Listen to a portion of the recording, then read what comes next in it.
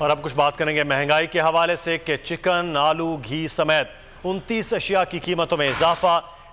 इदारा शुमारियात ने हफ्तावार रिपोर्ट जारी कर दी है। रिपोर्ट के मुताबिक एक हफ्ते के दौरान आलू 4 रुपए, जिंदा मुर्गी 27 रुपए महंगी हुई, दाल माश 9 रुपए, दाल मसूर और दाल चना की कीमत में 4 रुपए का इजाफा हुआ। घी की कीमत में 30 रुपए का इजाफा हुआ। कपड़े धोने का साबुन, खुश्क दूध, नमक और एनर्जी सेवर बल्ब भी महंगे होने वाली अशिया में शामिल है। रिपोर्ट के मुताबिक हफ्तावार महंगाई की शरह 34.83% की सतह पर पहुंच गई है। बोल उड़ाएगा सबका होश, भूल जाएंगे सब अपना जोश। बहुत जल्द आ रहा है PSL स्पेशल ट्रांसमिशन, सिर्फ बोल न्यूज पर। सब्सक्राइब करें और बेल दबाएं ताकि कोई खबर रह न जाए।